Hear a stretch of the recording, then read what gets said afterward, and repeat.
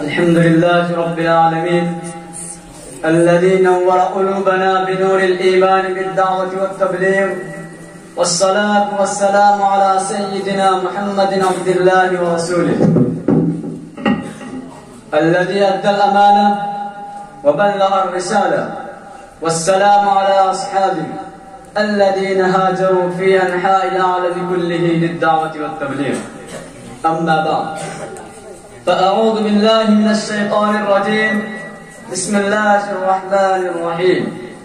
كنتم خير أمة أخرجت للناس تأمرون بالمعروف وتنهون عن المنكر.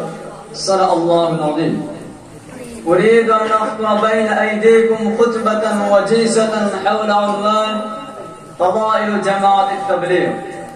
أيها الناس، إن جماعة التبليغ هي جماعة مباركة نيرة متواضعة ربانية، يبذلون أنفسهم وأموالهم في سبيل الله ويحثون الناس على ذلك.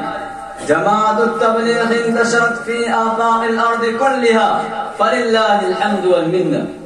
جماعة التبليغ يدعون إلى الخير ويعلمون الناس الدين، ولا يخرجون عن الأمور الستة من التوحيد لا إله إلا الله، والرسالة، وإقامة الصلاة، والإخلاص، والعلم والذكر، وإكرام المسلمين. جماعة التبليغ هدى الله بهم الملايين، وأخرج بهم ألوف الآلاف من ظلمات المعاصي والمنكرات إلى نور الطاعات والعبادات. جماعة التبليغ عقيدتهم عقيدة أهل السنة والجماعة. قال الله تعالى: والمؤمنون والمؤمنات بعضهم أولياء بعض يأمرون بالمعروف وينهون عن المنكر ويقيمون الصلاة ويؤتون الزكاة ويطيعون الله ورسوله، أولئك سيرحمهم الله، إن الله عزيز حكيم.